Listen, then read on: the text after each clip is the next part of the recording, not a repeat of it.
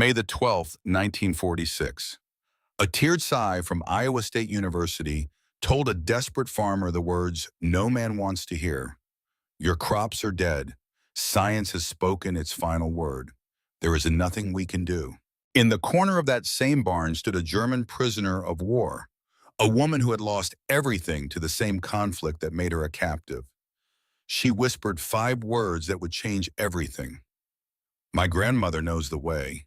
Who was right? The answer to that question would transform global agriculture forever. But to understand why it mattered so deeply, we need to go back to a morning in May when 2 men stood watching their entire livelihood die before their eyes. The dawn came cold that morning over Webster County, Iowa. Thomas Brennan stood in his potato field as the first light touched the horizon, painting the sky in shades of gold and amber that should have promised hope. The air smelled of wet earth and possibility, that particular scent of Iowa soil in spring that generations of farmers had learned to trust. Dew clung to every surface, catching the early light like scattered diamonds. But Tom saw none of that beauty. His eyes were fixed on the plants at his feet. 3 weeks ago, this field had been the most vibrant green he had seen in 15 years of farming. Every plant stood straight in strong leaves reaching toward the sun, with the kind of vigor that made experienced farmers nod with satisfaction. The soil had been perfect. The weather had cooperated. Everything pointed to the kind of harvest that could set a family up for years. Now those same plants were dying. Tom knelt in the damp earth, his work-worn hands reaching out to touch a leaf. It crumbled slightly under his fingers, the edges brown and curling. The green faded to a sickly yellow. The smell was wrong too. Not the clean scent of growing things, but something else. Something that spoke of rot and decay. He moved to the next plant, the same, and the next. His breath came faster as he walked the rows, seeing the pattern spread before him like a plague. 30% of the field, maybe more, showing the telltale signs. Brown spots spreading from leaf to leaf, stems weakening, the very life draining out of plants that should have been thriving. $2,800. That was what he had invested in this crop. Seed, fertilizer, labor, equipment, maintenance. Every cent he could spare borrowed against hope for. If this field failed, he could not pay his mortgage. The bank would foreclose.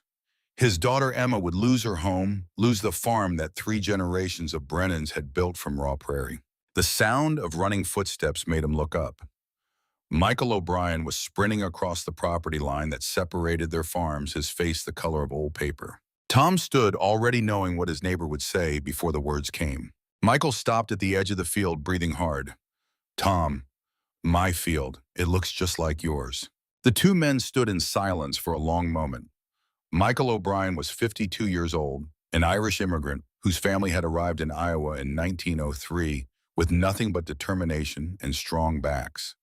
They had built their 160-acre farm from absolute nothing, cleared the land, broke the soil, survived droughts and floods, and the Depression.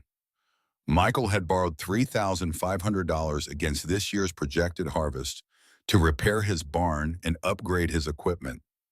Money he could not pay back without crops to sell. Michael's voice was quiet when he spoke again. We are finished, are we not? Tom did not answer immediately. He looked out across 400 acres of dying plants, his and Michael's combined. 400 acres that represented 2 families' futures, 2 daughters who deserved better than bankruptcy and foreclosure.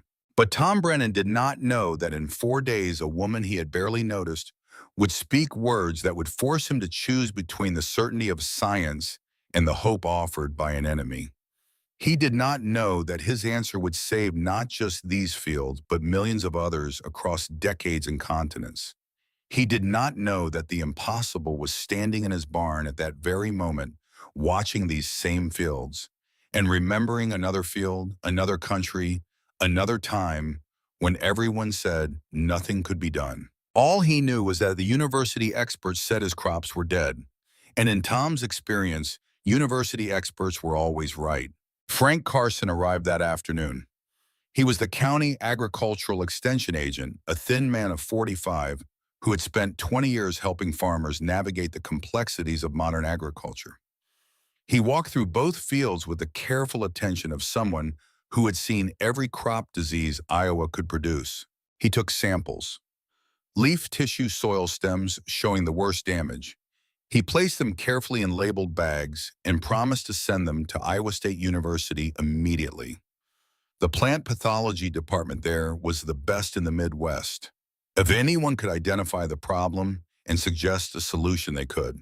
The answer came back in 2 days. Tom was in his barn when Frank returned his face carrying the kind of expression men wear when they have to deliver news that will break someone.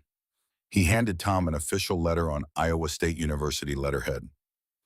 The words were typed in neat rows, professional and cold. Late blight, Phytophthora infestans, severe infestation, no known effective treatment once established.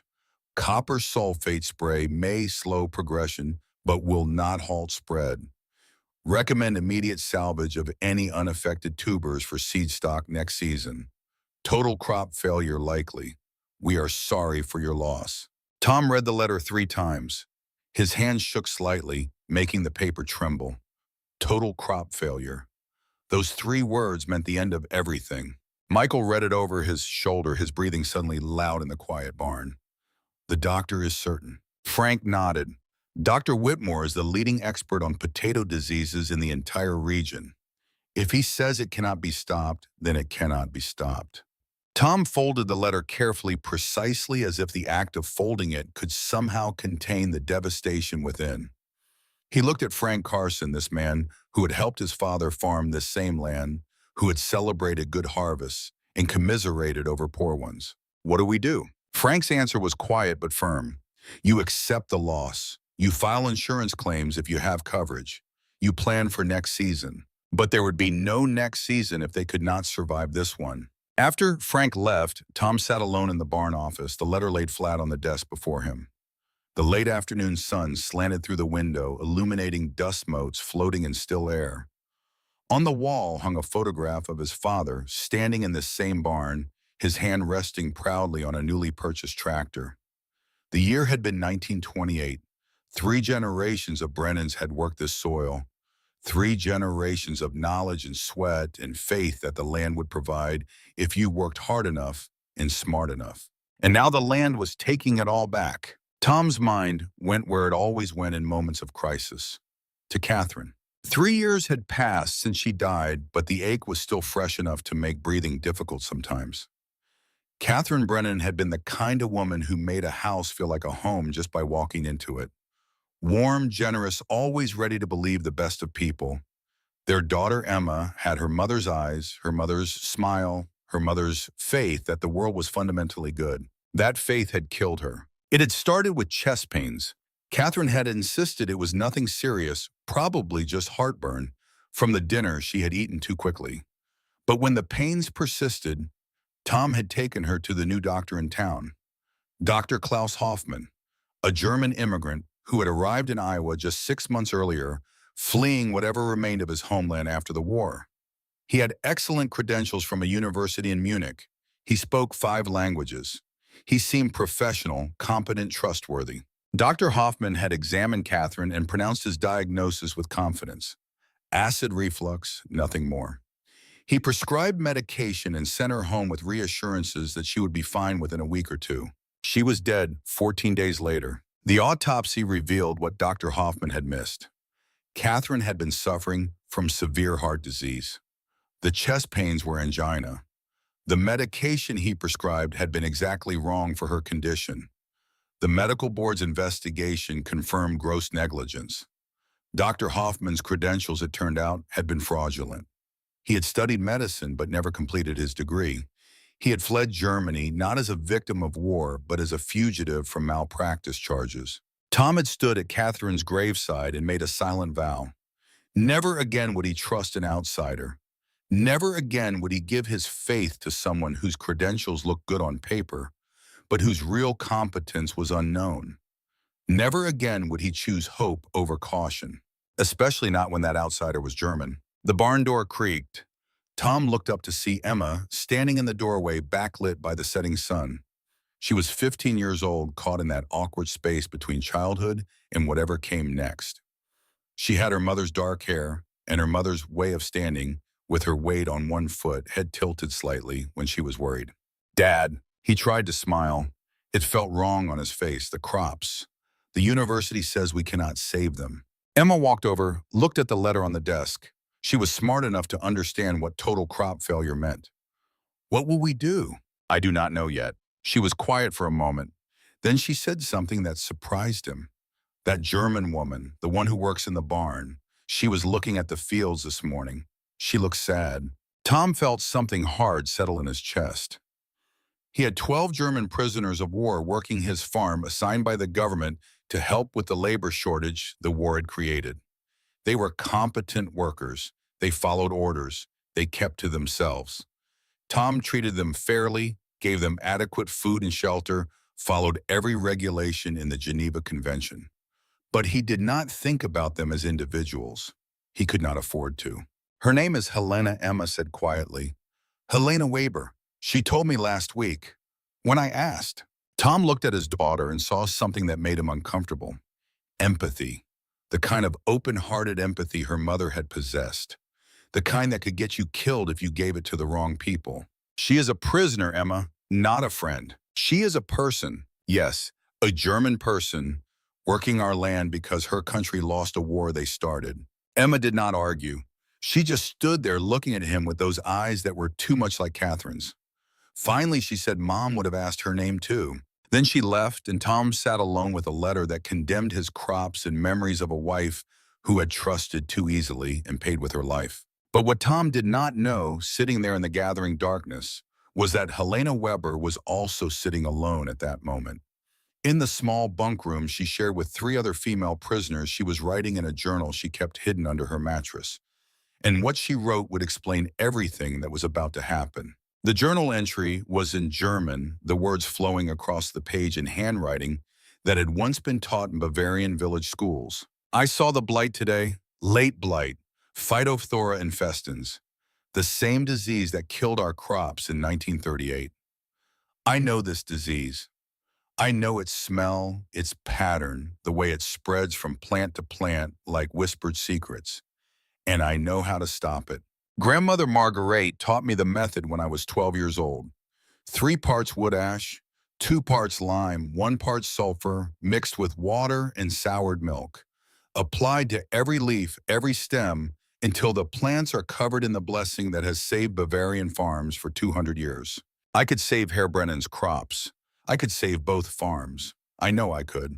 But I am a prisoner, a German, a woman with no formal education, no credentials, no standing to speak. Why would an American farmer listen to me, especially this farmer who looks at us prisoners the way one looks at tools? Useful but not human. I should stay silent. It is safer to stay silent. I learned that when I tried to tell our neighbors in Bavaria about grandmother's method, and they laughed at me. Called it women's foolishness, old wives' tales, and then they lost their farms while ours survived. I should stay silent, but every time I look at those dying plants, I see our field in Bavaria. I see Papa's face when he realized we could not save it because no one would listen to grandmother until it was too late.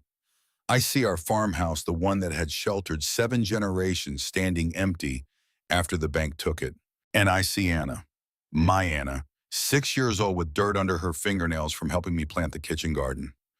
I see Klaus laughing as he showed Anna how to milk the goats. I see them both and I remember that I could not save them, could not save my family, could not save my home, could not do anything but survive when everyone I loved died. If I stay silent now, I will lose something else. Not crops, not money, but the last piece of who I was before the bombs fell. The woman my grandmother raised. The woman who knew things worth knowing. The woman who could help. Tomorrow I will speak. Herr Brennan will probably refuse me. The university has already condemned his crops. Why would he trust a prisoner's grandmother over credentialed scientists? But I will speak anyway, because silence killed my farm, and I will not let silence kill another. Helena Weber had arrived in Iowa 6 weeks earlier in April of 1946 when the spring air still carried the bite of winter, but promised better days ahead. She had stepped off a military truck with 11 other German prisoners of war processed through facilities in New York, transported across a continent to a place that looked nothing like home but somehow felt familiar. Bavaria had mountains. Iowa had gentle rolling plains. Bavaria had ancient forests. Iowa had endless fields of cultivated land stretching to every horizon. But the soil smelled the same, rich and dark and full of promise. The rhythm of farming was the same. Plant 10 harvests, survive another year. Helena was 34 years old, born in a village called Oberammergau, where her family had farmed for 7 generations. Her earliest memories were of her grandmother, Margaret, teaching her to read the soil to understand what plants needed, by the color of their leaves to know when rain was coming, by the way the wind moved through the wheat. Margaret had been a legend in their village, a tiny woman barely 5 feet tall who could outwork men twice her size and outlive predictions by decades. She had learned farming from her own grandmother, who had learned it from hers, stretching back through time to before anyone kept written records. Knowledge passed from old hands to young, from one generation's wisdom to the next generation's survival. The 3-part blessing was Margaret's most precious secret. Every farmer in Bavaria knew about late blight. It had caused the Irish potato famine a century earlier, killing 1 million people and forcing another million to flee their homeland. It could destroy an entire region's crops in a matter of weeks, and there was no cure. Modern science said so. University agronomists said so. Government officials said so. But Margaret knew better. Helena had been 12 years old when the blight came to their village in 1938. It struck during a wet summer, spreading from farm to farm with terrifying speed. Within 2 weeks, half the village's potato crops showed symptoms. Within a month, most farmers had given up, resigned to total loss. Helena's father had wanted to give up too. The university extension agent had visited, examined their fields, and declared the crops unsavable. Modern copper-based treatments might slow the spread, but could not stop it. The family should focus on salvaging what they could for seed stock next year. Margaret had listened to the agent's pronouncement with polite silence. After he left, she had turned to Helena's father and said one sentence: "Franz, get me the wood ash from the fireplace." What followed was a week of back-breaking work. Margaret had supervised every step herself, mixing the proportions with precision, demonstrating the application technique, insisting that every leaf be coated on both top and bottom. The mixture looked absurd, a gray paste that smelled sour and earthy. Folk remedy nonsense, the neighbors said. Wasting time on grandmother's superstitions while your crops die. But on the 3rd day, the spreading stopped. On the 7th day, new growth appeared. On the 14th day, the university agent returned and stood speechless in a field that should have been dead but was recovering. How was all he could say? Margaret had smiled and answered, "Knowledge older than your textbooks." Their family saved 80% of their crop that year. The neighbors who had mocked Margaret lost everything. Some of them came afterward asking for the method. Margaret shared it freely. "Knowledge that saves farms saves families," she always said. "That is more important than pride." Helena had learned the method that summer. She had helped mix the ingredients, helped spray the plants, helped save what everyone else said was lost. She had seen with her own eyes that sometimes the oldest knowledge was the most powerful knowledge. But knowing how to save crops had not helped her save the people she loved. Klaus Weber had been a teacher, patient and kind, with hands more suited to books than tools. He had married Helena when she was 22, taking on the role of farmer with determination, if not natural talent. Their daughter Anna had been born 2 years later in 1940, just as the war that would destroy everything was spreading across Europe. They had tried to stay out of it. Bavaria was not a major military center. Their village was small, agricultural, strategically worthless. They thought they would be safe. They were wrong. The bombing of Dresden in February 1945 killed an estimated 25,000 people in 2 days of fire and destruction. Klaus and Anna had been visiting Klaus's sister in Dresden. A brief trip, they had said, just 3 days. They would be back before Helena even missed them. The telegram came on a Tuesday afternoon. Helena had been in the barn feeding the goats when the messenger arrived. She knew from his face what the message would say before she opened it. Klaus Weber and daughter Anna, confirmed casualties. Dresden bombing operation. February 15th, bodies not recovered. Presumed dead. Presumed dead. As if there could be any presumption about people caught in a firestorm that incinerated an entire city. Helena had not cried at first. The grief was too large, too absolute to fit into something as small as tears. She had simply stood in the barn, holding the telegram, while the goats made their soft sounds and the world continued turning as if nothing had changed. Her family's farm was destroyed 3 months later, not by bombs, but by economics. With Klaus gone and Helena unable to keep up with both the farm work and the chaos of post-war Germany, they fell behind on debts. The bank foreclosed.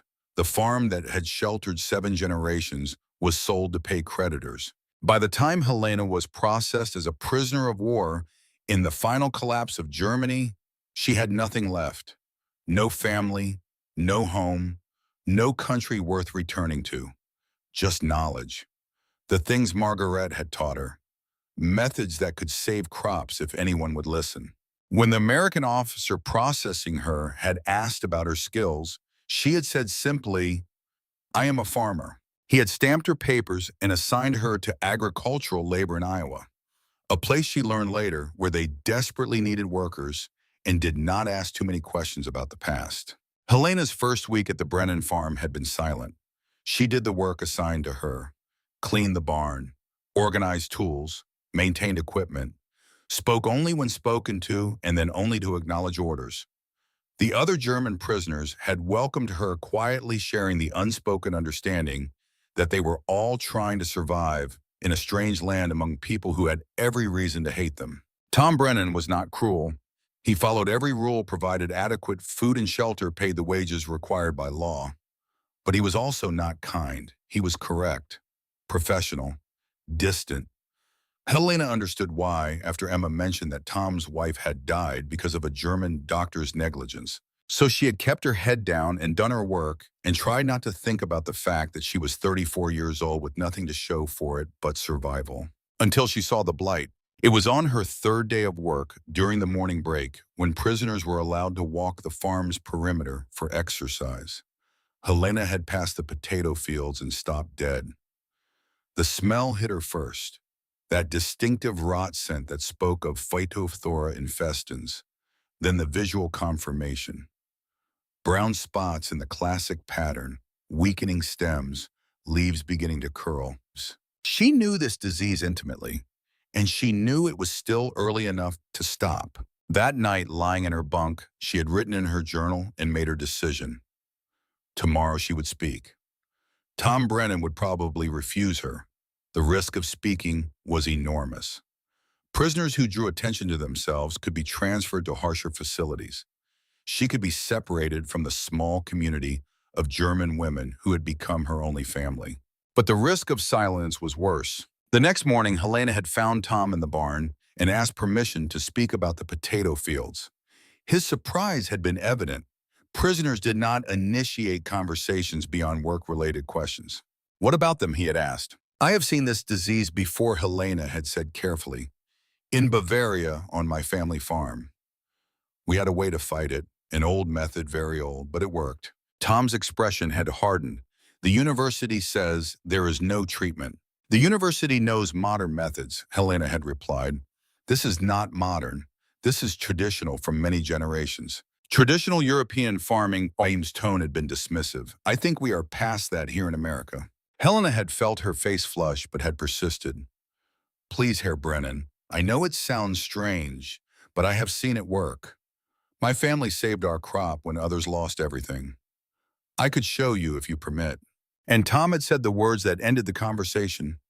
"No, thank you, but no. The university knows what they are talking about. I will follow their guidance." He had turned away, back to his work, and Helena had stood alone in the barn, feeling the familiar weight of being dismissed, of having knowledge no one wanted, of watching disaster approach while the people with the power to stop it looked the other way.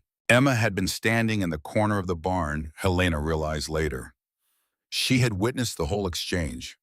The girl had said nothing at the time, just watched with those thoughtful eyes that saw more than adults realized.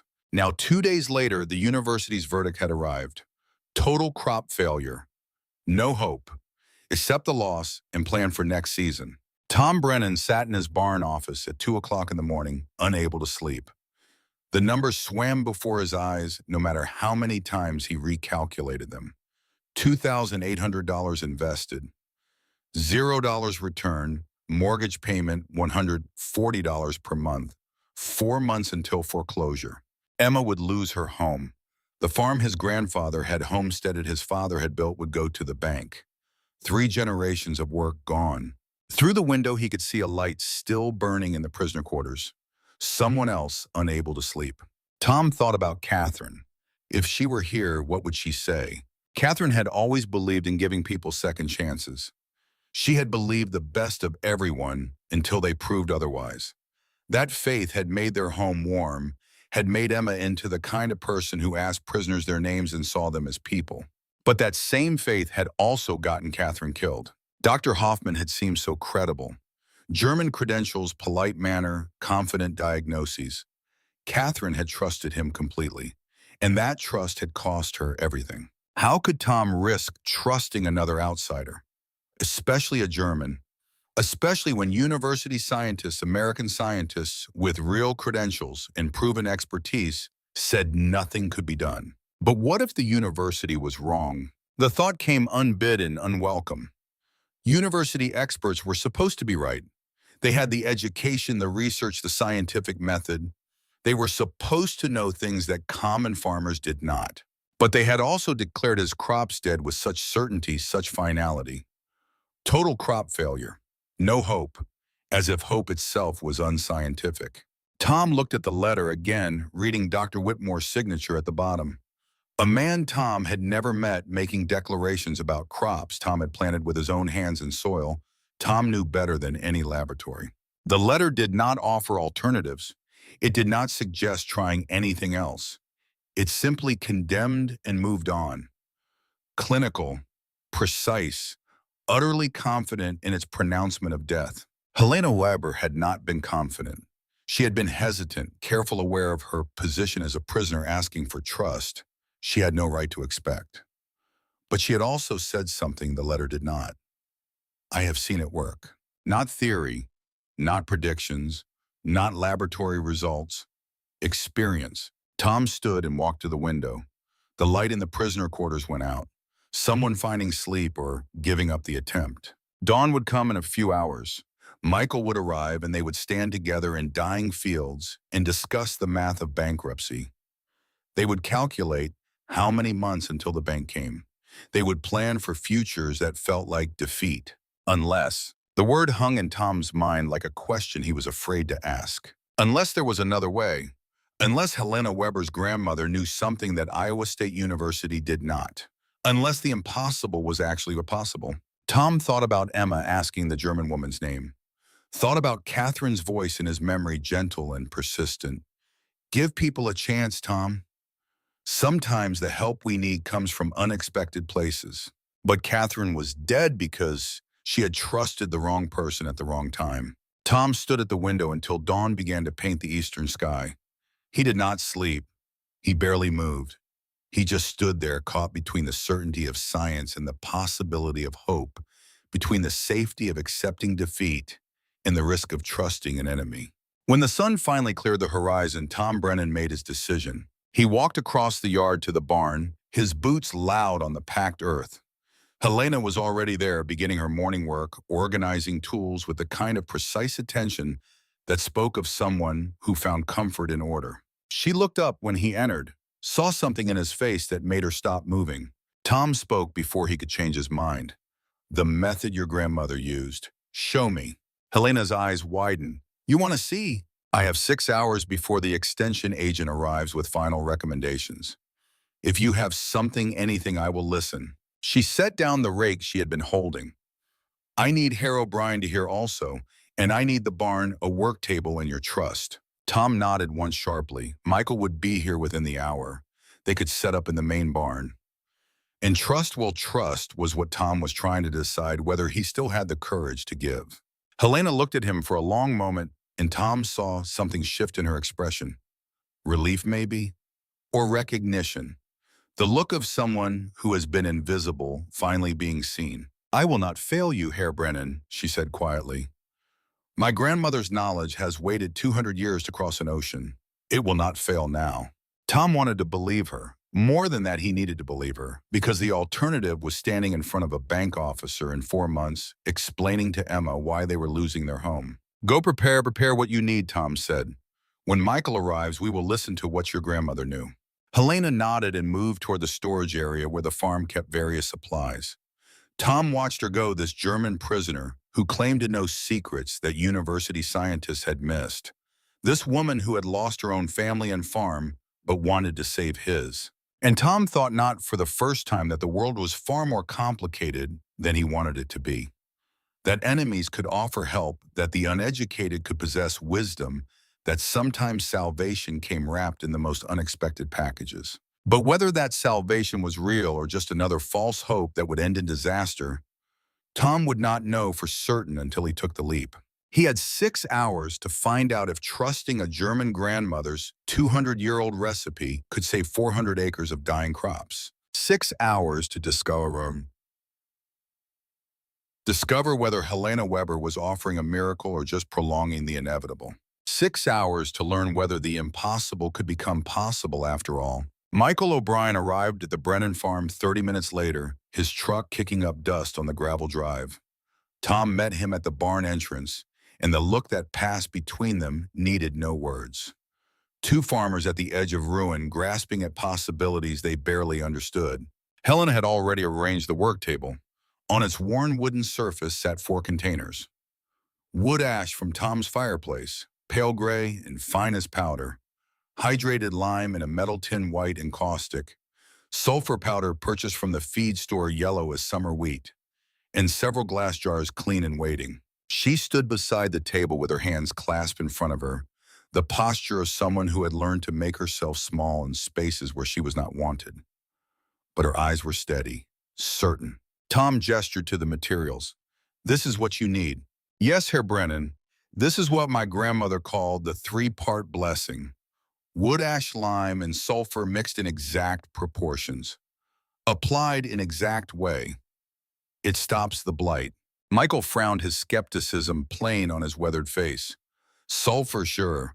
That is basic fungicide. But ash and lime, that is just folk remedy stuff." Helena's response was gentle but firm. "Not folk remedy, chemistry." My grandmother did not understand chemistry words, but she understood that sulfur kills fungus. Lime changes soil, acid level, and ash does something special to the plant's defense system. She began measuring with careful precision.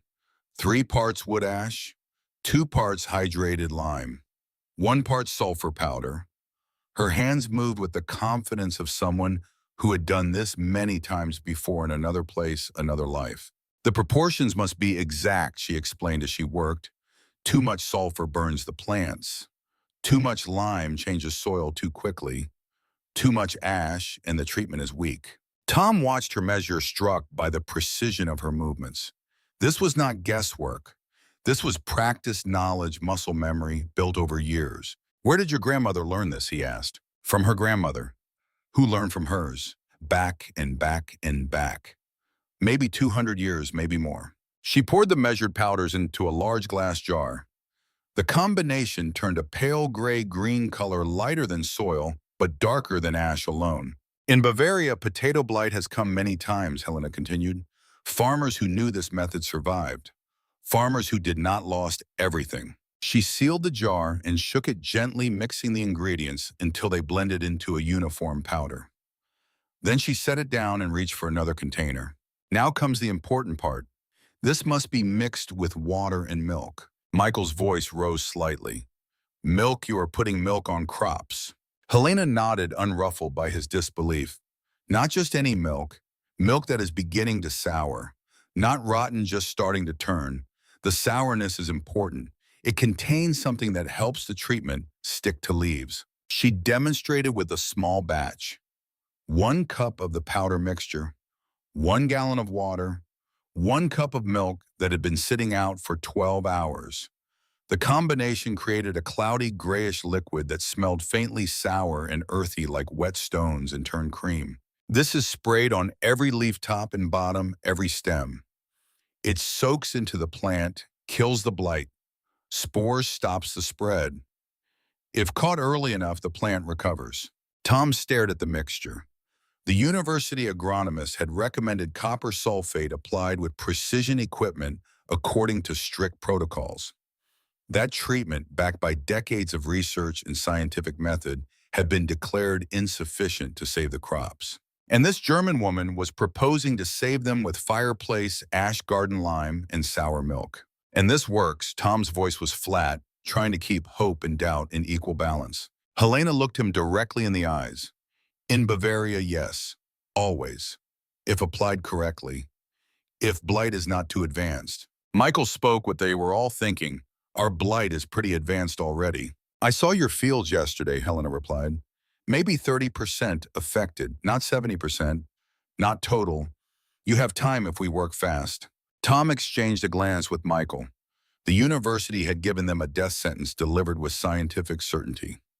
This prisoner was offering hope, wrapped in tradition, so old it predated the invention of chemistry itself. How do we apply it? Tom asked. Helena explained the process in detail.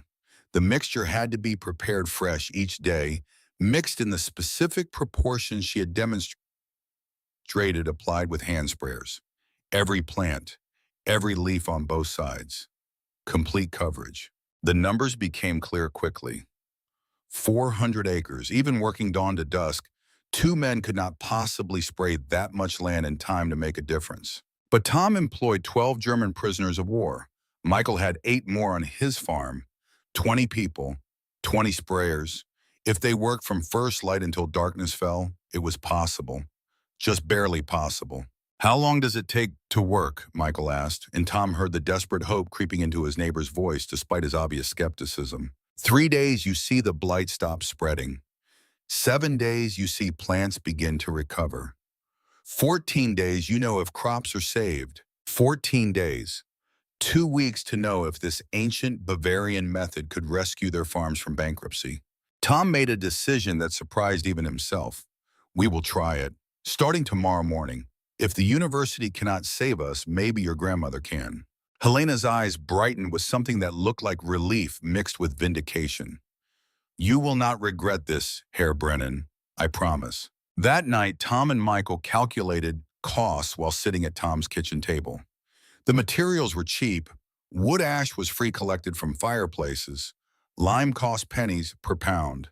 Sulfur powder was the only real expense, and they needed maybe 40 pounds total for all 400 acres.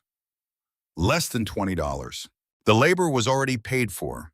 The prisoners were assigned to the farms regardless. The question was not cost, but credibility. The university will think we are insane, Michael said quietly. Tom nodded. Let them. If this works, they will be asking us for the recipe. If it does not, well, we were finished anyway. They decided to keep it quiet, test it, see what happened. If Helena's method worked, they would share it with the world. If it failed, at least nobody would know they had tried something the experts would have mocked. The next morning arrived cold and clear. 20 German prisoners assembled in Tom's barn before sunrise, their breath visible in the chilly air. Helena stood before them, speaking rapid German that Tom could not follow but whose tone he recognized. Precise instructions, careful explanations. The kind of teaching that came from someone who had done this before and knew exactly how it needed to be done. The prisoners listened with intense attention. They understood the stakes better than Tom had realized. If the American farmers lost their crops, the prisoners might be transferred elsewhere. Split up, sent to facilities that might not treat them with the same basic fairness Tom and Michael provided. These farms had been good to them. Fair treatment, adequate food, respect within the bounds of their prisoner status. Saving the crops meant staying where life was as tolerable as it could be under the circumstances. Every prisoner volunteered to work extra hours. No additional pay was requested or expected, just the chance to help. the chance to prove that Germans could be trusted to do something other than destroy. The spraying began at sunrise. Tom and Michael watched in something close to awe as 20 prisoners moved through the fields with systematic efficiency. Each person was assigned specific rows. Each person sprayed meticulously, covering the top and bottom of every leaf, every stem, every plant. The mixture went on wet and gray. As it dried, it left a pale whitish coating that looked almost like early frost. By sunset, both farms were completely treated, 400 acres covered in Helena's ancient Bavarian remedy. Tom stood at the edge of his field that evening, looking at the ghostly white coating on his dying plants. The setting sun painted everything in shades of amber and gold, and for a moment the coated plants looked almost beautiful, like they had been touched by something sacred. "This better work," he muttered to himself. Then he went inside to pray for the first time in 3 years. The next morning, Emma woke to a smell she did not recognize, something warm and foreign and strangely comforting. She followed it downstairs to the kitchen and found Helena standing at the stove. Tom had given permission for this, a small thank you for Helena's help with organizing the treatment application. Permission to use the kitchen early one morning to prepare something from her homeland. A gesture of gratitude that cost nothing but carried more weight than Tom realized. What Helena was making filled the kitchen with aromas that transformed the familiar space into something else entirely. On the counter sat a dark loaf of bread, unlike anything Emma had seen before. Schwarzbrot, Helena called it when Emma asked. Black bread, dense and heavy, made with rye flour and a sourdough starter Helena had been nursing from scraps. The smell was complex, malty and slightly sour, rich in a way that made white bread seem thin and insubstantial by comparison. Helena had baked it overnight in the kitchen stove, letting it cool before dawn. Now she was slicing it thick, revealing an interior the color of wet earth dotted with seeds. In a cast iron pan, something else was sizzling. Not bacon, though it looked similar. Speck, Helena said.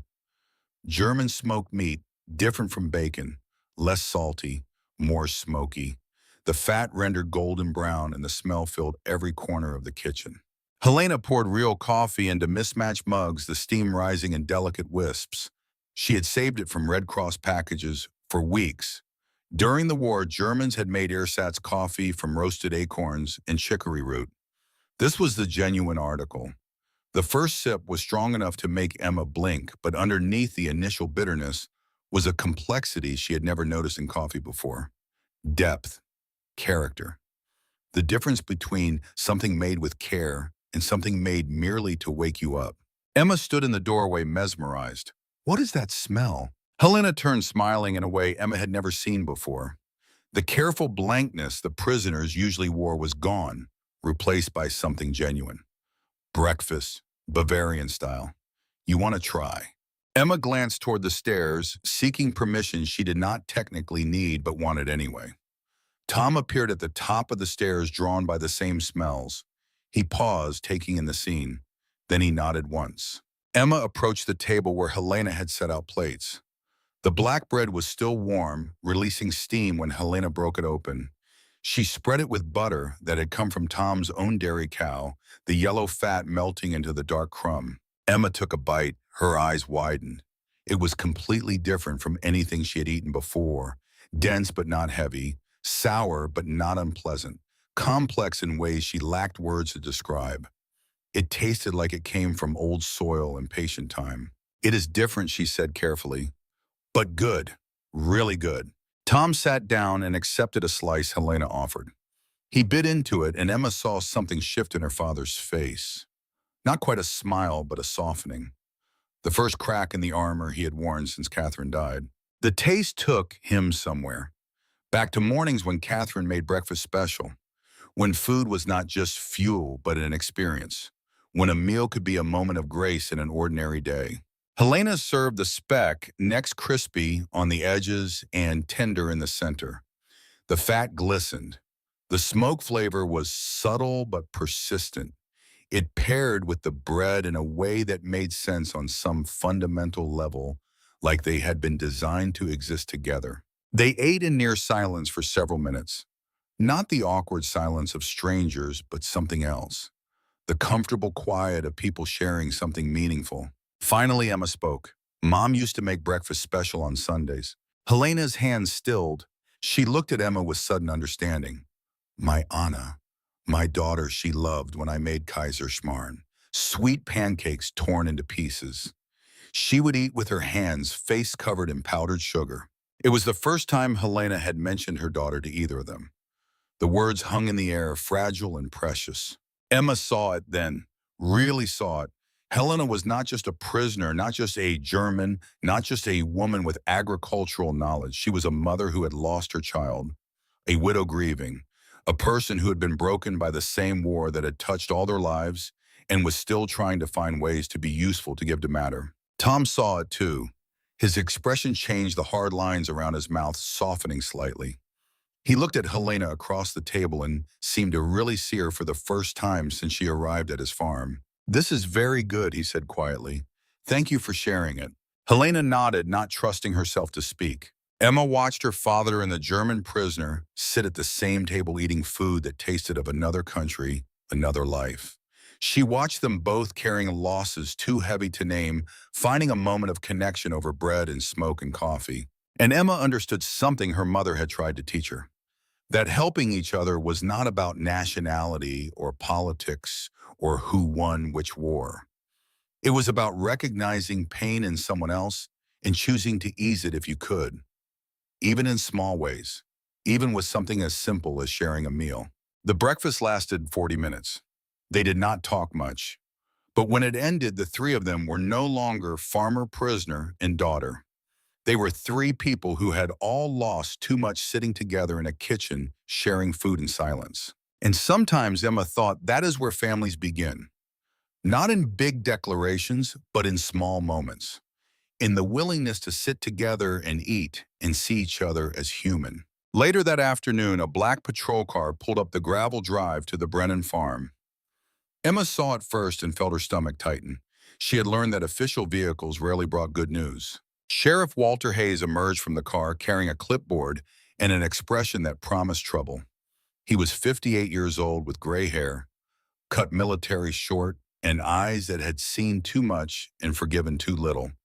He had been sheriff of Webster County for 22 years, and everyone knew his story.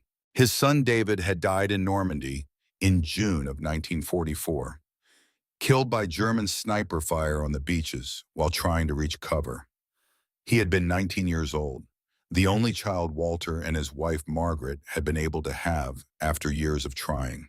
David's body had come home in August, sealed in a coffin the army would not let them open. Margaret had left Walter 6 months after the funeral, unable to live with a man whose grief had turned to stone and whose stone had turned to rage. Walter Hayes had been a different person before the war took his son. Fair-minded, quick to laugh, generous with second chances. After David died, something in him had crystallized into permanent hardness. He did his job with mechanical precision and saved all his remaining warmth for the memory of a boy who would never grow old. And he hated Germans with the kind of pure, uncomplicated hatred that needed no justification. Tom met him at the barn entrance, already tense. Hayes had visited before for routine inspections of prisoner compliance. The visits were always correct, always professional, and always carried an undercurrent of hostility that Tom could do nothing about. Sheriff Hayes, what can I do for you? Hayes consulted his clipboard. Routine inspection, Mr. Brennan, making sure POW labor is being utilized according to regulations. Tom nodded. Everything is in compliance. You are welcome to look around. Hayes walked through the barn with slow deliberation, noting everything. The tool organization, the work schedules posted on the wall, the sleeping quarters for the female prisoners separated and secured according to Geneva Convention requirements. Then he saw Helena. She was in the back of the barn, organizing supplies, trying to be invisible. But Hayes's eyes found her immediately. He walked over and Tom followed, already feeling the situation tilting toward confrontation. What is this woman doing in the barn unsupervised? Tom kept his voice level. She is doing assigned work. I supervise. Regulations state POWs are not to have unsupervised access to farm equipment or supplies that could be repurposed. She is organizing tools, Sheriff, not building weapons. Hayes turned to face Tom directly, and The anger in his eyes was naked and raw. "Do you know that Germans killed my son, Mr. Brennan?" Tom said nothing. Everyone in the county knew. 19 years old, shot dead on a beach in Normandy by a German sniper. "I will not stand here and let you treat them like welcomed guests." "I treat them according to the law," Tom replied quietly. "Nothing more, nothing less." Hayes's jaw tightened. "I will be filing a report recommending increased inspection frequency.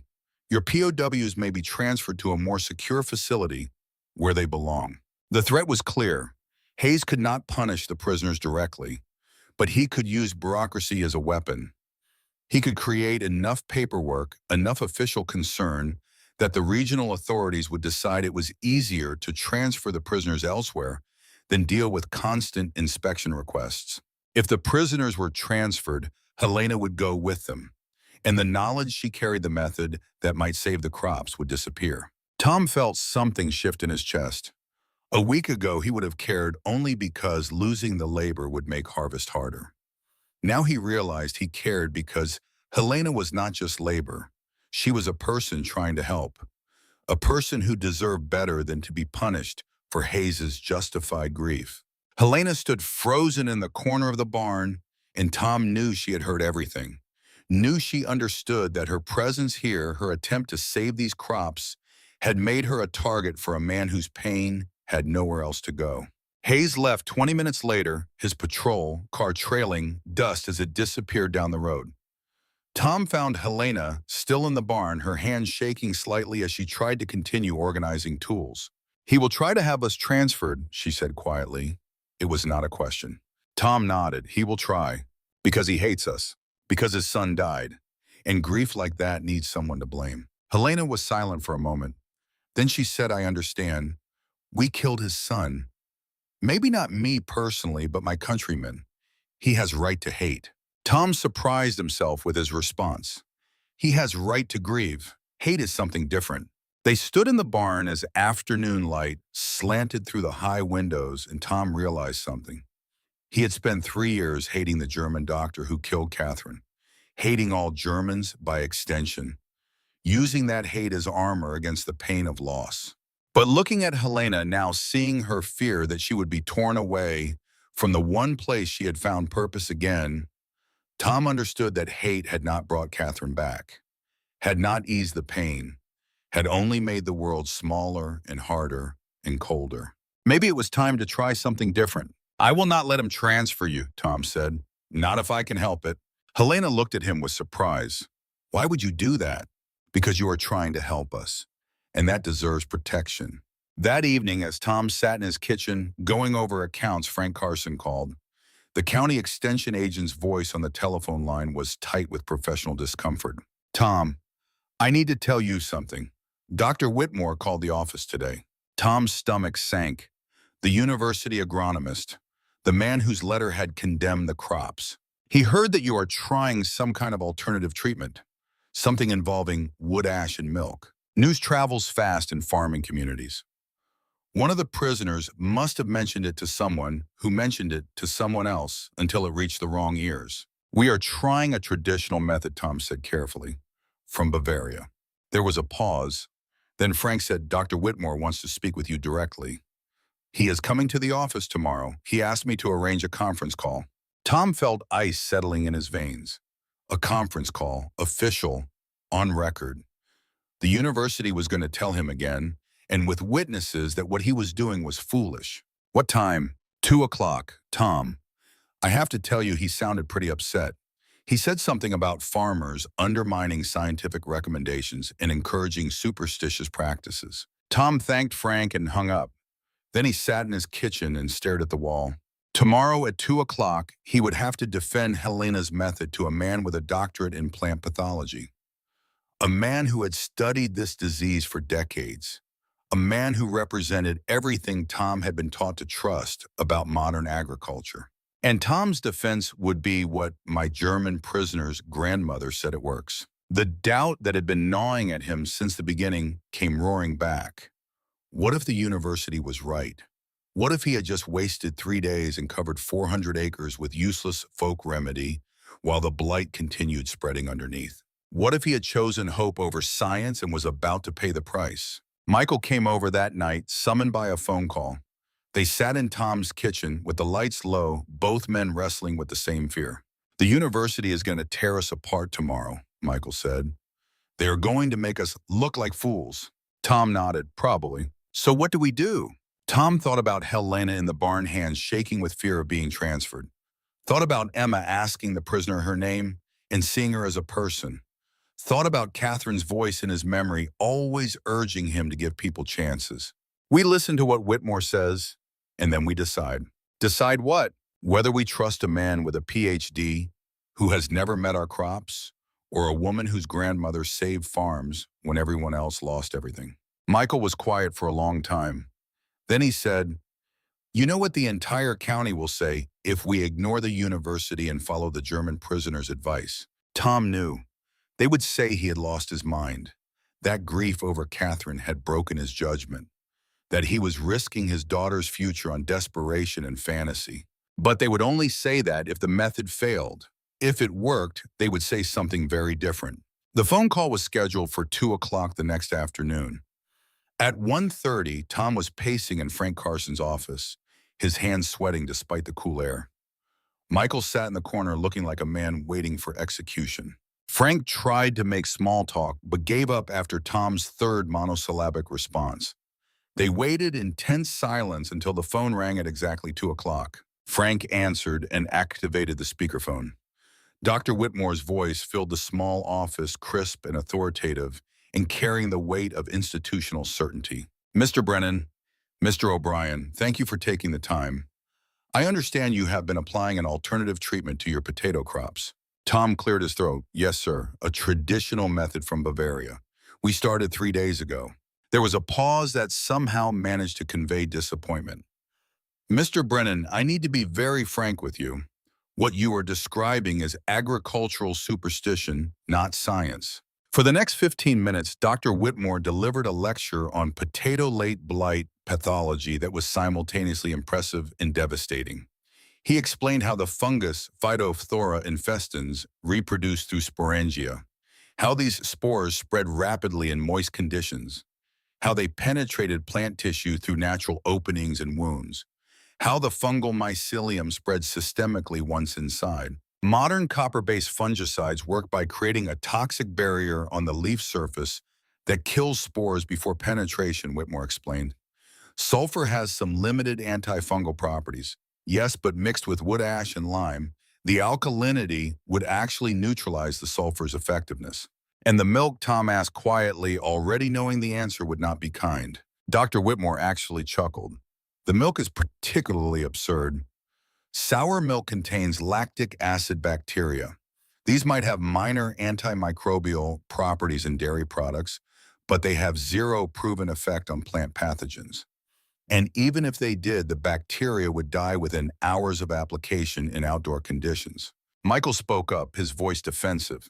"But what if generations of Bavarian farmers found it worked?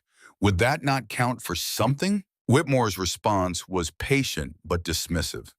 "That counts as anecdotal evidence, Mr. O'Brien, not scientific proof. Correlation is not causation. If Bavarian farms survived blight, it was likely due to factors like crop rotation, resistant varieties, or favorable weather conditions. Not magic potions made from fireplace ash." Frank Carson looked at Tom and Michael with an expression that said, "I told you so." Whitmore continued, "Gentlemen, I understand you are facing crop failure. That is devastating. But pursuing ineffective folk remedies will only make things worse. My advice is to accept the loss file insurance claims if you have coverage and focus on planning for next season." The call ended shortly after. Frank hung up the phone and the three men sat in silence. Tom felt something heavy settling in his chest.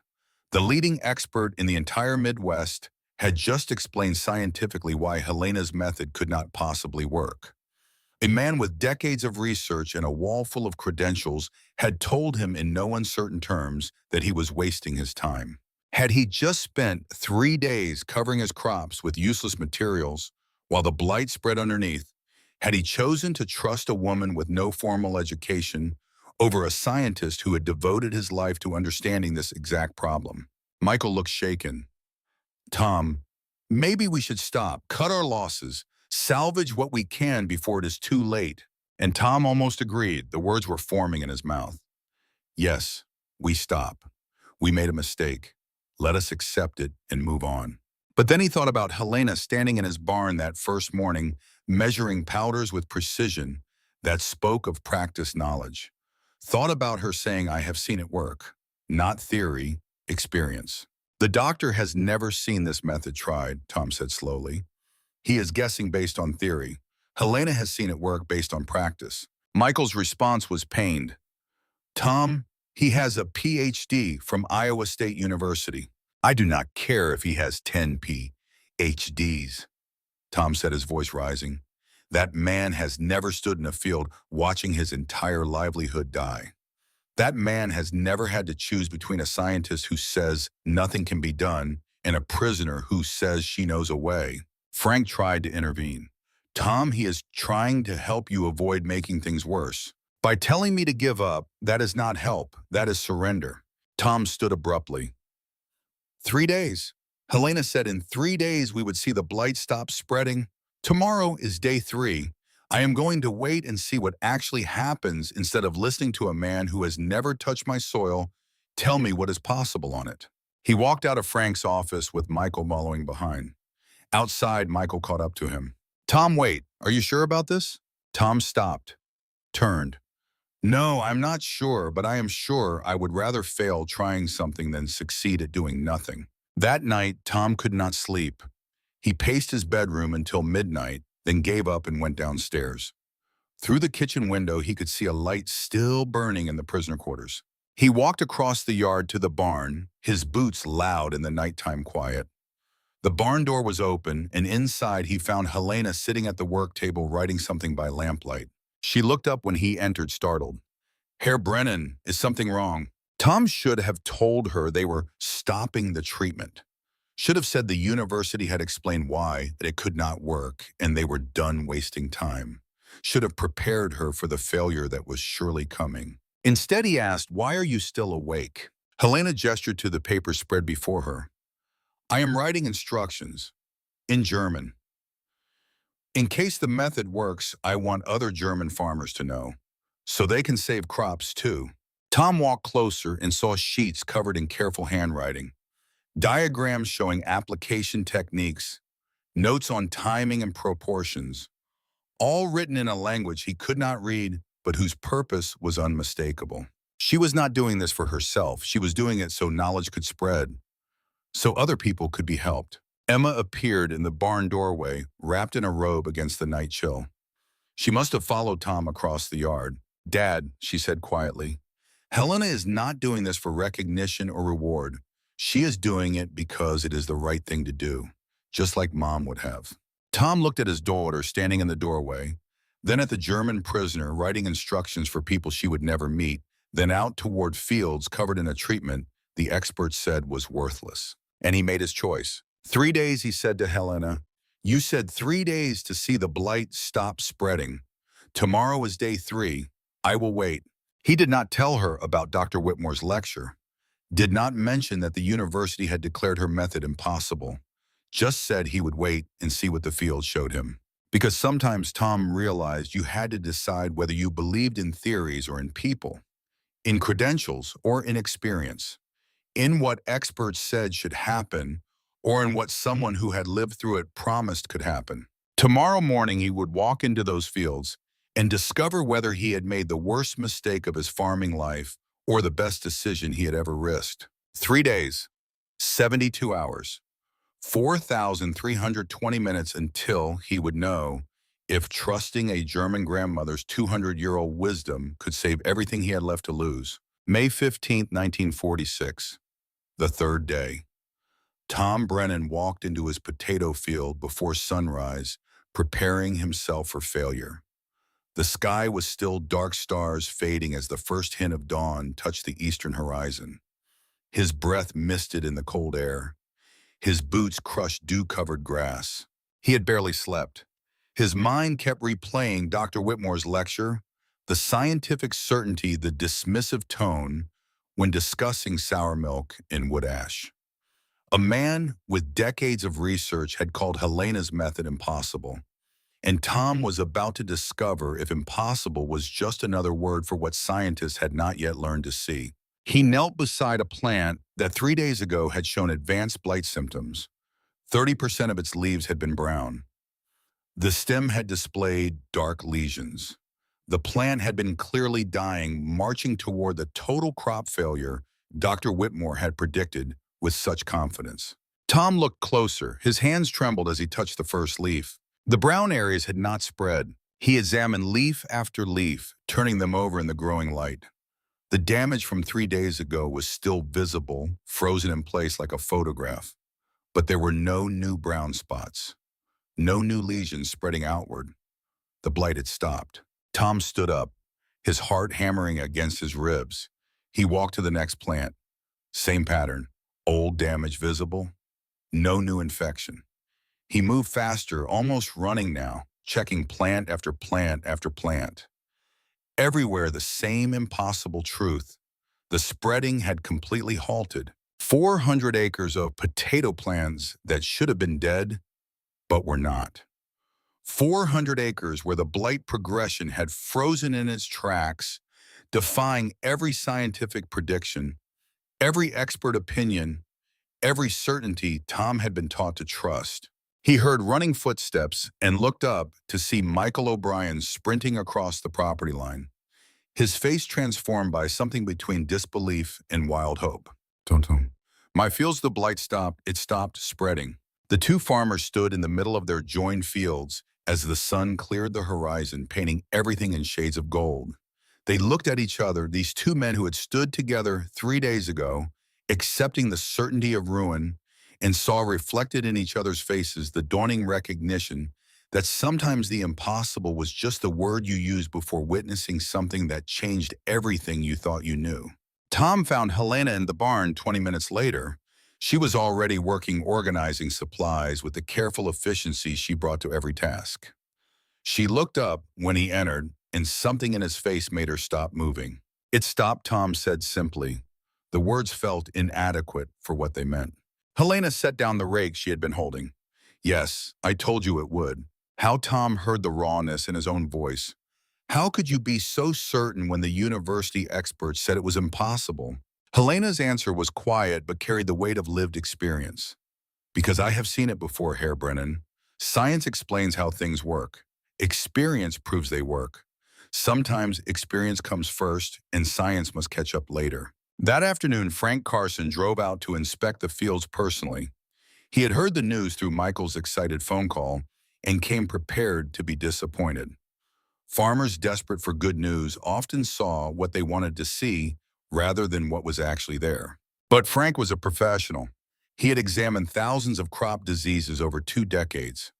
He knew what late blight looked like in active progression, and he knew what arrested blight looked like, though he had rarely seen the latter without extensive chemical intervention. He walked through both farms for over an hour, examining hundreds of plants, taking samples with the careful precision of someone who would have to defend his observations to skeptical colleagues.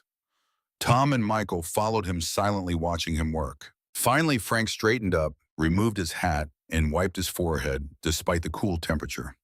His voice when he spoke was carefully controlled, the tone of a man trying to process something that challenged his professional understanding.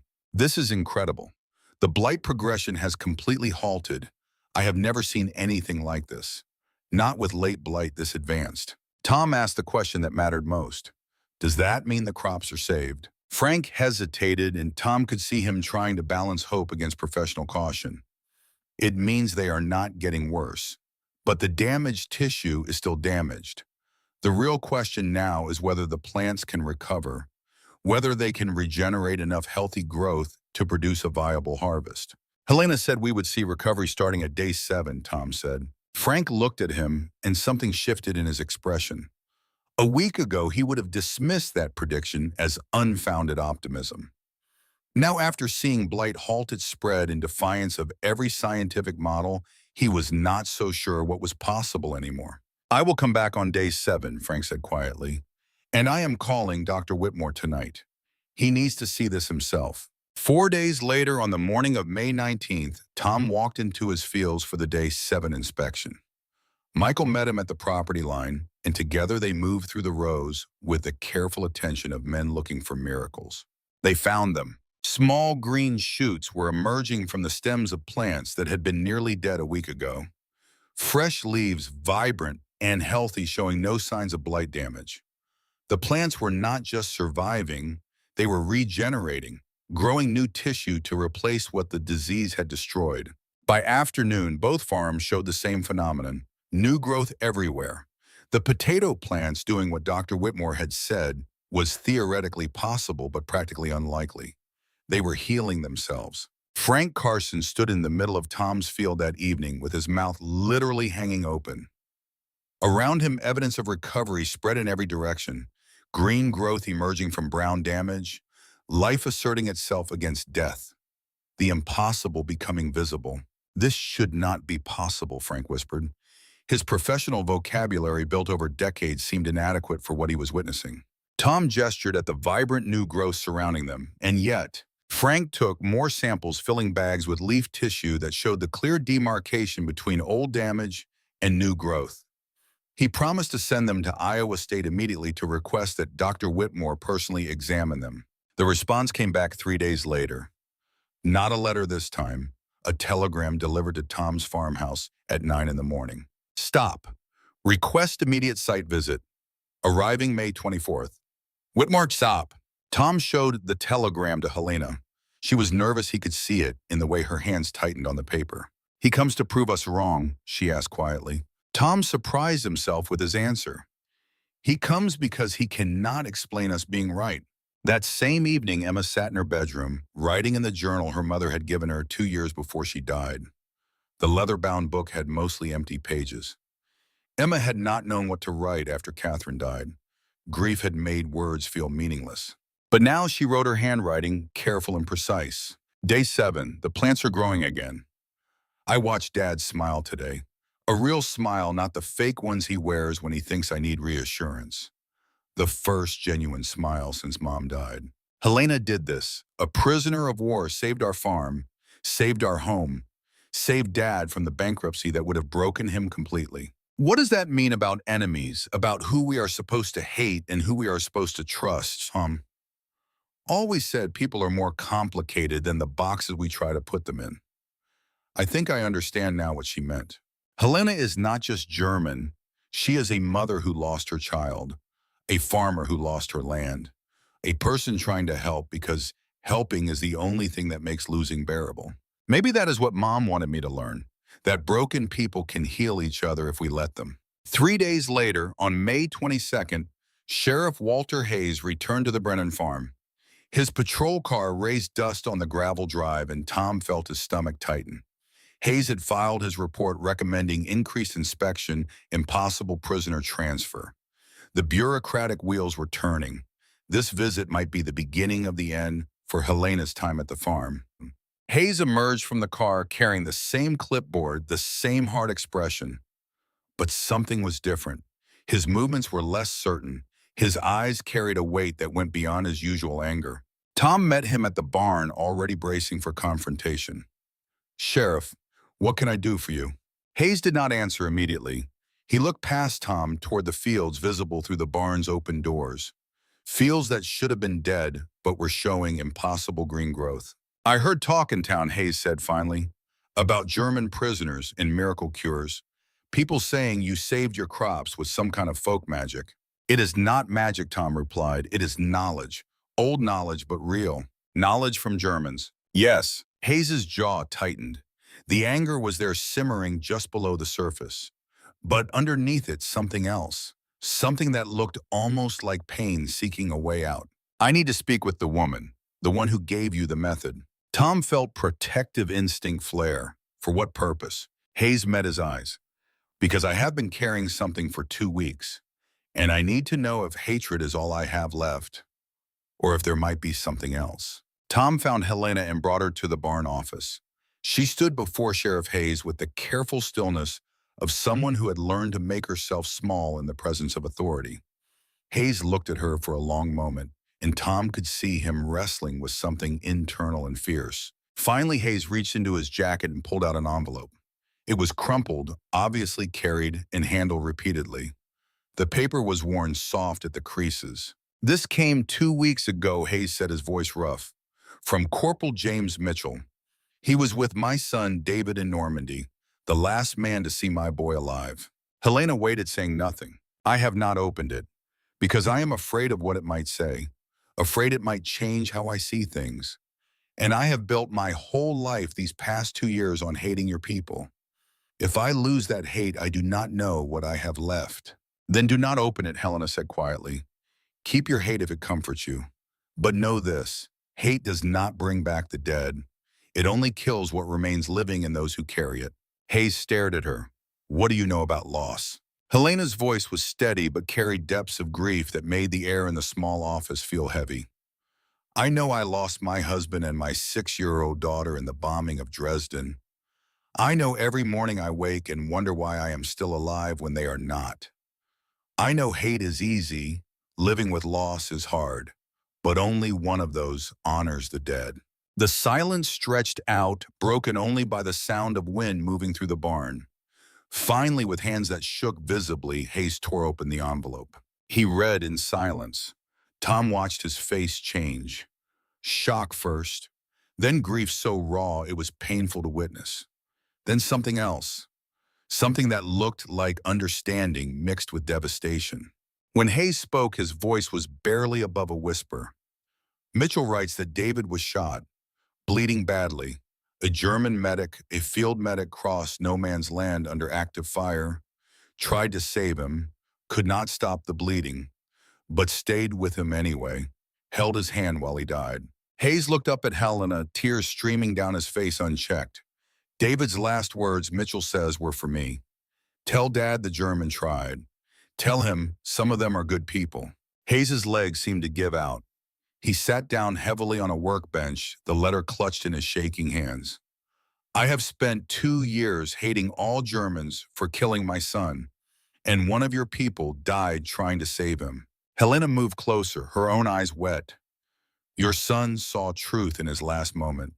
Truth you can see now, too. War makes enemies. Peace must unmake them."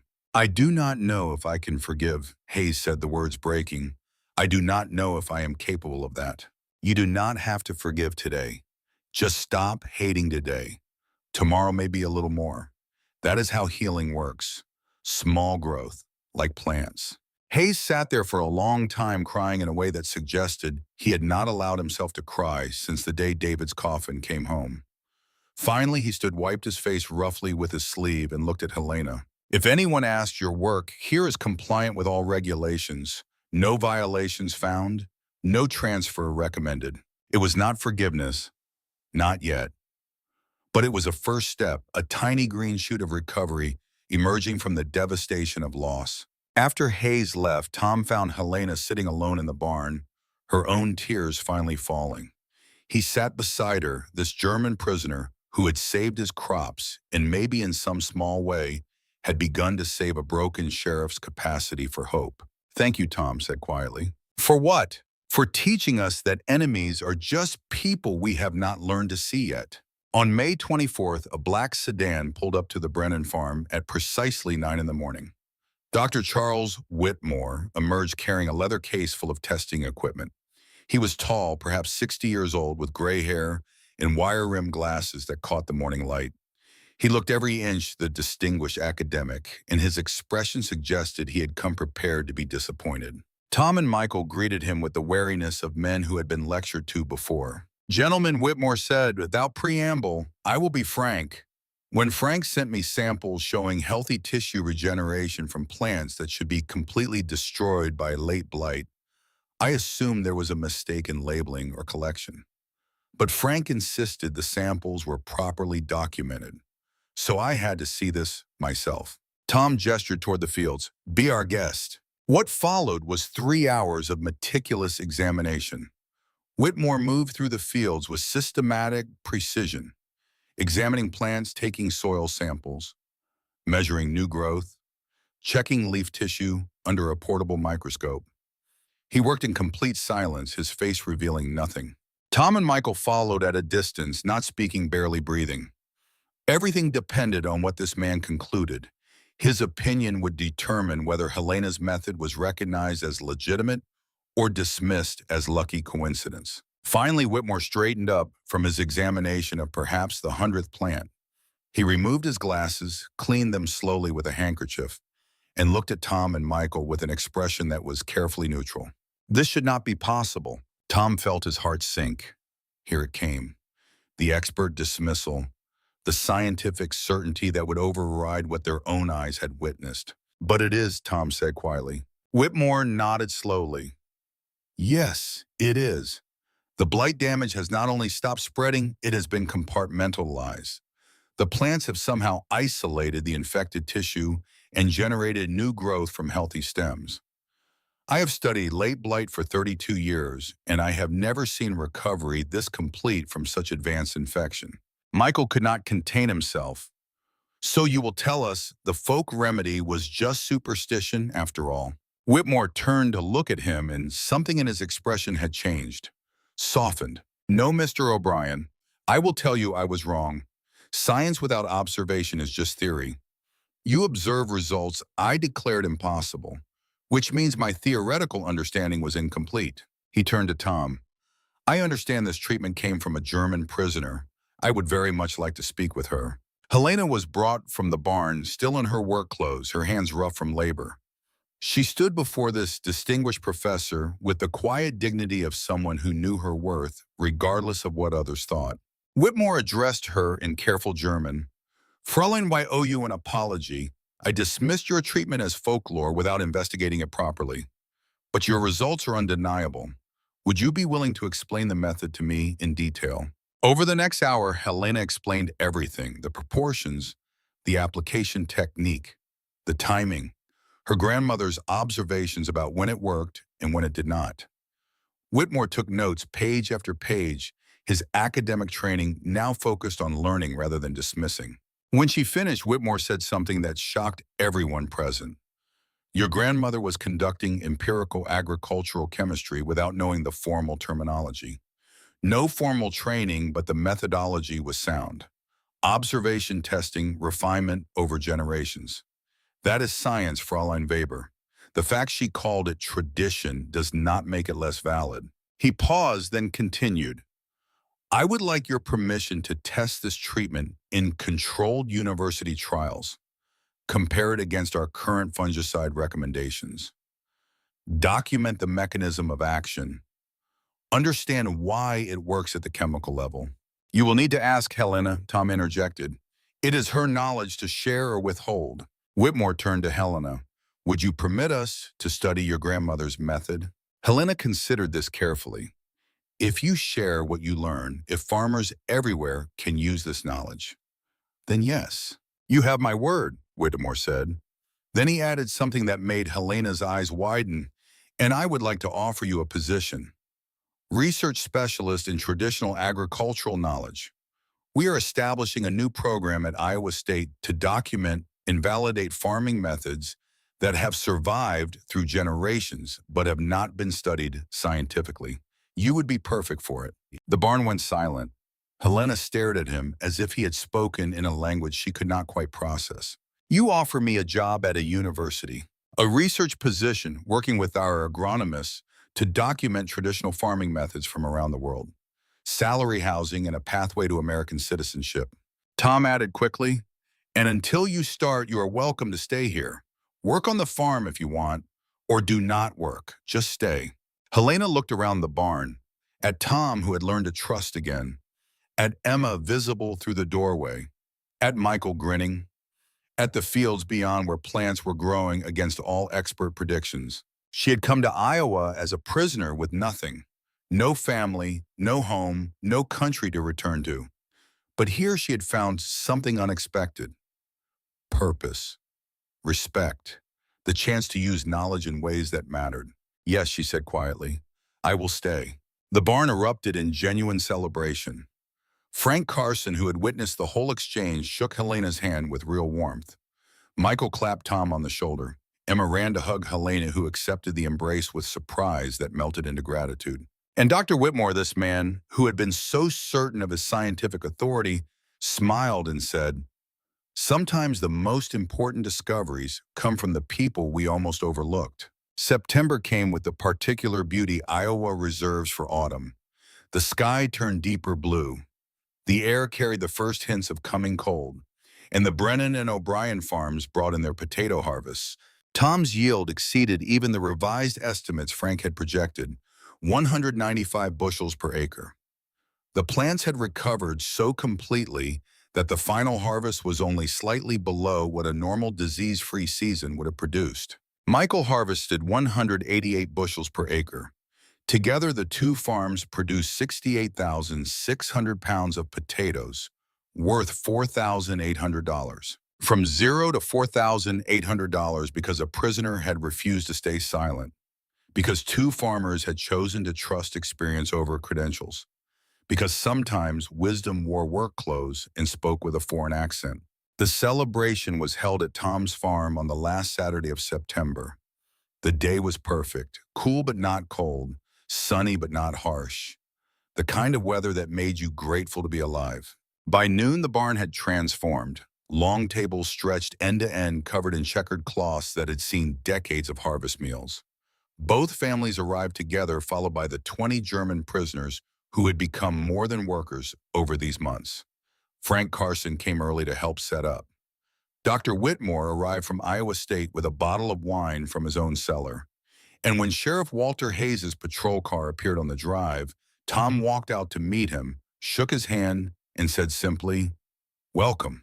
The food was a fusion of two cultures, two traditions, two peoples learning to see each other as human. Helena and the other German women had prepared dishes from their homeland. Sauerbraten and beef marinated for days in vinegar and spices, then roasted until it fell apart. Rotkohl red cabbage cooked with apples and wine until it was sweet and tangy. Schwarzbrot, the dark rye bread that had graced Tom's breakfast table months ago. Spätzle handmade egg noodles served with butter. Apple strudel for dessert, the pastry so thin you could see through it, filled with cinnamon, spiced apples. The smells were complex: vinegar marinade, caramelized cabbage, cinnamon, and butter. Aromas that spoke of another country, another way of preparing food, another set of traditions equally valid as any other. Tom and Michael had contributed American classics. Brisket smoked for 12 hours over mesquite wood, the bark dark and the meat tender enough to pull apart with fingers. Corn on the cob, sweet Iowa corn picked that morning. Mashed potatoes made from their own saved crop, creamy with butter and milk. Emma had baked apple pie with pecans using her mother's recipe. The barn filled with smoke smell, butter brown sugar, scents that defined American harvest celebrations. Comfort food that spoke of home and plenty and survival through hard times. The two cuisines sat side by side on the long tables, German and American, enemy and ally, different but equally capable of nourishing, satisfying, bringing people together over shared meals. Children ran between the tables. Emma and several younger prisoners' children who had been born in camps or just before the war. They played tag in the barn loft, their laughter rising above adult conversation. The sound of children playing, unburdened by national hatreds, suggested futures that might be kinder than the past. Tom stood to give a toast when the meal was well underway. The barn quieted as people turned to listen. 3 months ago, I thought we were finished. The university told us nothing could save our crops. Science told us to accept defeat and plan for next year. But one woman told us she knew a way. He looked at Helena sitting at the table with her fellow prisoners, her face flushed with emotion. That woman had every reason to stay silent. She was a prisoner, a foreigner, a woman in a profession dominated by men. She could have watched us fail and felt no guilt. Instead, she offered help. She shared knowledge her grandmother had preserved through generations. She asked for no payment, no recognition, no reward. Helena Weber saved our farms, but she did more than that. She taught us that wisdom exists outside universities, that enemies can become friends, that the greatest gifts sometimes come from the most unexpected sources. He raised his glass higher, to Helena, and to her grandmother Margaret, who preserved knowledge that crossed an ocean to save Iowa farms. Everyone drank, applauded. Helena stood wiping tears from her eyes with the back of her hand. Thank you, Herr Brennan, but I did only what my grandmother taught me. Share what you know. Help who you can. The earth provides for everyone, but knowledge must be shared. She paused, gathering herself. I came to Iowa as a prisoner. I had lost everything. My family, my home, my country. But here, I found something I thought was gone forever. Purpose, people who listened when they did not have to, a second chance at meaning. She looked at Emma, and I found reminder that helping others is how we honor those we have lost. The applause was genuine, prolonged. When it faded, Emma stood, surprising everyone. I want to study agriculture. At Iowa State, learn how to help farmers the way Helena helped my dad. Tom's eyes filled with tears. Catherine would have been so proud. Later after the meal, Sheriff Hayes approached Helena privately. The barn had grown quieter as people moved outside to enjoy the autumn evening. Hayes found Helena clearing plates, and she looked up with wariness that had not completely faded. I have read my son's letter 50 times now, Hayes said without preamble. Each time I understand more. Helena set down the plates. Understanding is a beginning. I will not pretend we are friends. I am not ready for that. But I wanted to say, Hayes paused, struggling with words. Thank you for not giving up on me when I was lost in my own hatred.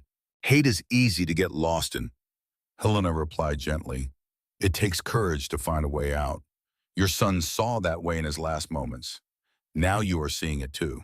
Hayes nodded once sharply. Then he did something that surprised them both. He extended his hand. Helena shook it, and in that handshake was the beginning of something larger than either of them. The slow, painful process of turning enemies into people, of letting grief become something other than fuel for hatred. The celebration continued until well after dark.